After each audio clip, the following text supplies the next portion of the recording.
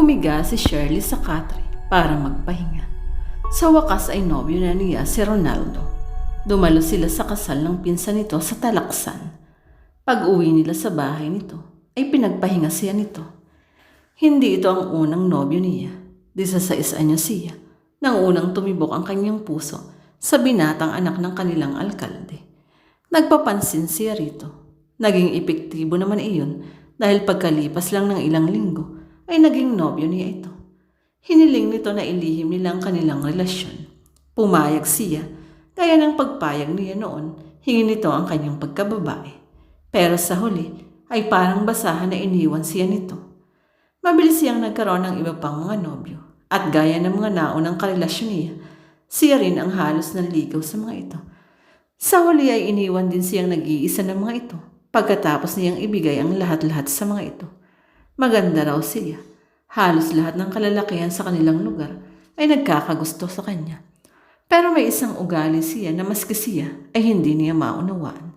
Natatakot siyang makuha ng ibang babae ang atensyon ng mga lalaking nagugustuhan niya o nagkakagusto sa kanya. Iyon ang dahilan kaya nagpapapansin siya at ginagawa ang lahat para maging nobyo niya ang mga ito kasi hodang may masaktan siya. Nakadama siya ng bahagyang galit nang sumalit sa alaala niya ang labis na sakit na idinulot sa kanyang puso ng pinakahuling naging nobyo niya. Kung paano siya nalagay sa kakahihiyan ng tila bumbang sumabog sa lugar nila, ang balitang pamilyado na pala ito, taliwas sa pakilala nito sa kanya. Kung paano bumigay ang isip niya sa labis na kahihiyan at pag-iisip. Sumailalim siya sa gamutan pero hindi natapos iyon dahil sa kakapusan nila ng pera.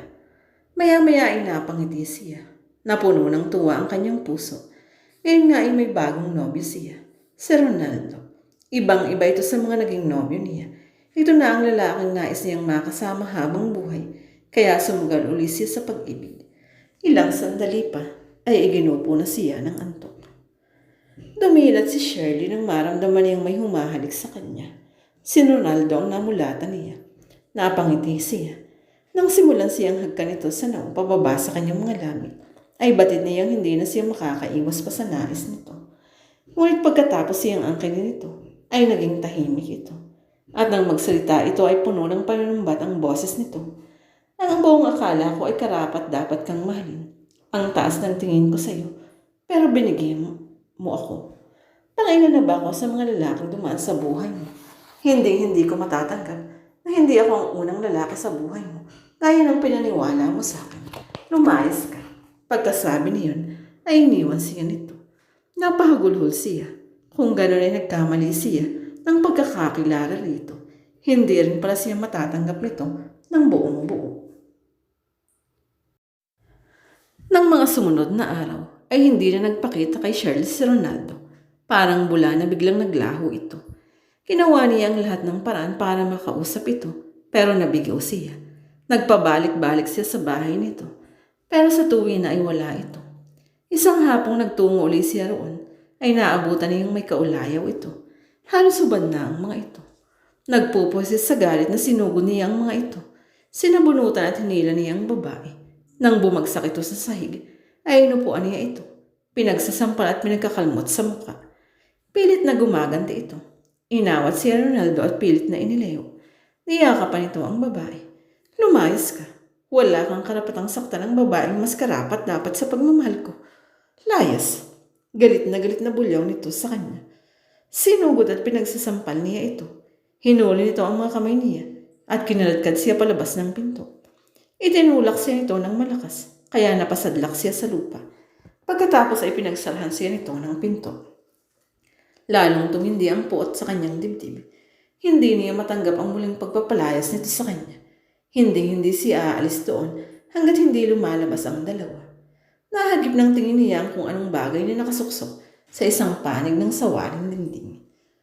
Maghahating gabi na, nang sa wakas ay makita ni Shirley na lumabas ng bahay sina Ronaldo at ang babae nito. Mula sa likod ng punong pinagkukublihan niya, ay nakita niyang nagyakap at naghalikan ng mga ito. Parang ayaw pang maghiwalay ng mga ito kung hindi pa unang kumalas ang babae. Naulinigan niya nagpresenta si Ronaldo na ihatid ang babae, pero tumanggi ito. Malapit lang naman daw ang bahay nito. Nagsimulang maglakad ang babae. Nang malayo-layo na ito, ay saka niya sinundan ito. Marahil ay nararamdaman siya nito, kaya palingon-lingon ito. Hindi siya nakikita nito dahil mabilis niyang nakakalipat-lipat at nakakapagkubli sa mga punong nadaraan nila. Umiba siya ng daan at inabangan ito sa bukal na ng maikling tulay. Natatawirin ito para makarating sa susunod na baryo. Pagliko nga nito ay sumulpot siya sa harap nito at walang sabi-sabing pinagtataga ito ng gulok na hawak niya. Umatras ng umatras ito hanggang sa nasukol ito sa mataas na pader. Habang nagsisisigaw ito at humihingi ng saklolo, ay wala siyang tigil sa pagtaga rito. Kung saan saang parte ng katawan nito tumatama ang gulok. Bawat pagsalag nito ay ginagantihan niya ng pagsugat dito. Animo sinaniban siya ng demonyo, kaya kakaiba ang lakas niya ng mga sandaling iyon. Walang makakaagaw kay Ronaldo. Akin lang siya. Paulit-ulit na sabi niya. Tumatawang tumigil siya nang makitang nakahandusay na sa lupa ang babae.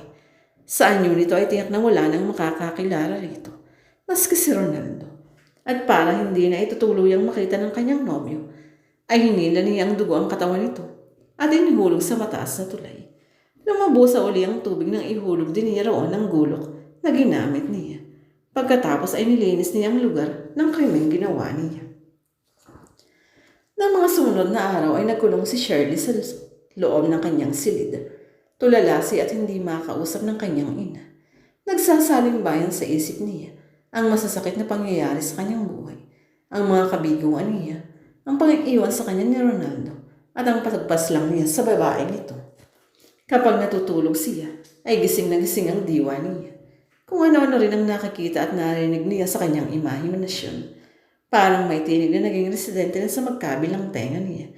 Wala siyang ibang pinakikinggan kundi iyon. Nakikisabay siya sa bawat pagtangas at paghalakak niyon. Kanino kayang boses iyon at bakit nagagawa niyong saklawan ang kanyang pag-iisip? Gaya ng sandaling iyon, inuutosan siya ng misteryosong tinig na iyon na kumuha ng sinulid at malaking karayom. Tumalima siya. Ng mga sumunod na sandali ay natagpuan niya ang sarili na pinipilit buuin muli ang kanyang pagkababae. Malalim na ang gabi, pero lumabas pa rin si Shirley ng kanilang bahay. Wala ang kanyang inay. May dadalawin daw ito. Hindi niya pinalitan ang pang-ibaba niya na nakukula-pula ng dugo. Pangiti-ngiti pa siya. Babalik siya kay Ronaldo. Matutuwa ito dahil buo na uli siya. At natitiyak niyang babalikan siya nito. Narinig ni uli niya ang misteryosong tinig. Ginagabayan niya ng paglalakad niya.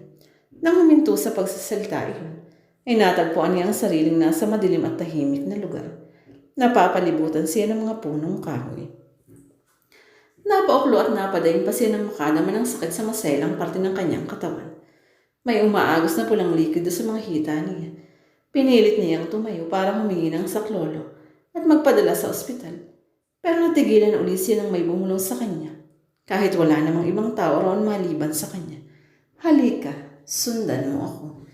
Bigla ay may nakita siyang babae sa harap niya. Gula-gulanit ang damit nito. Puno ng putik ang mukha at buong katawan nito.